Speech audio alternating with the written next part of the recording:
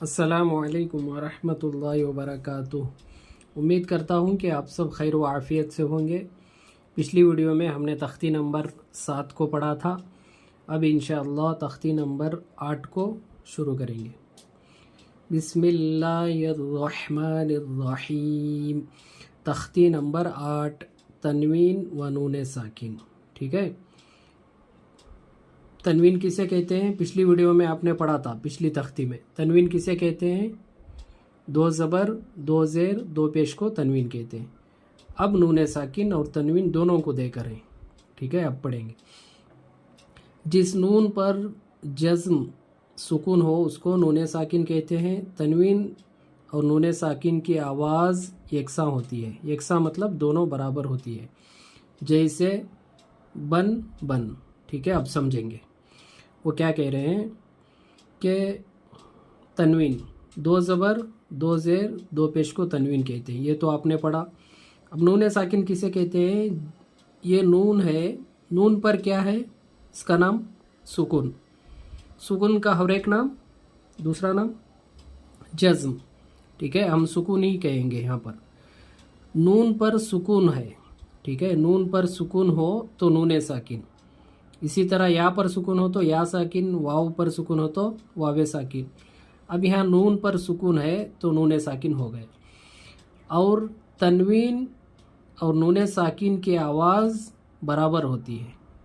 मतलब कि तनवीन की पढ़ते वक्त जो आवाज़ आती है वो नून साकिन में भी वही आवाज़ आती है। पढ़कर दिखाता हूँ। ता दो ज़बर तन, अलिफ को नहीं पढ़ना है, अलिफ साइलेंट है। ठीक है, दो ज़बर की तनवीन के साथ अलिफ को नहीं पढ़ना है। लिखा जाता है मगर पढ़ा नहीं जाता। ता दो ज़बर तन, ता नून ज़बर तन, तन तन, तो दोनों की आवाज़ बराबर हो गई ना। तो वो ये कह रहे हैं कि तनवीन और नून साकिन की आवाज़ बराबर होती है। ये ता दो ज़बर तन में नून छुप कर है। ठीक है, उसको खोल कर लिखेंगे तो इस तरह नज़र आएगा। ठीक है, जो दो ज़बर की तनवीन में जो नून छुप कर है उसको खोल कर लिखेंगे तो नून यहाँ पर ज़ाहिर हो जाएगा। ता नून ज़बर तन, तन तन। ता दो ज़ेर तिन, ये तिन में जो लास्ट में आवाज़ आ रही है आपको, तिन जो नून की आवाज़ आ रही है ना, वो नून जो है इसमें तनवीन में छुप कर है। अब खोल कर लिखेंगे तो देखो यहाँ पर नज़र आ रहा है नून। ता नून ज़ेर तिन, तिन तिन। ता दो पेश तुन, ता नून पेश तुन, तुन तुन। सा दो ज़बर सन, सा नून ज़बर सन, सन सन। सा दो ज़ेर सिन, सा नून ज़ेर सिन, सिन सिन। सा दो पेश सुन, सा नून पेश सुन, सुन सुन।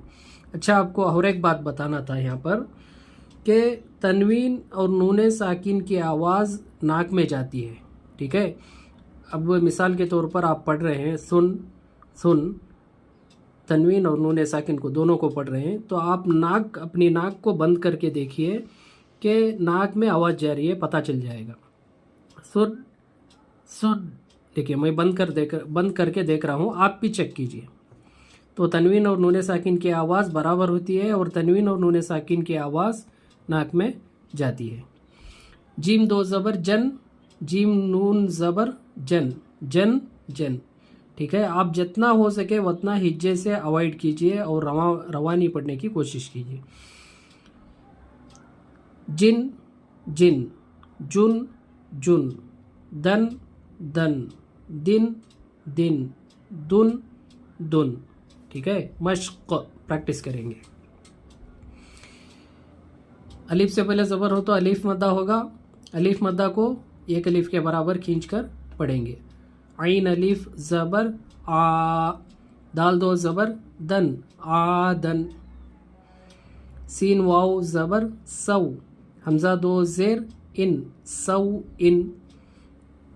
क़ाफ ज़बर क़ा, राया ज़ेर री।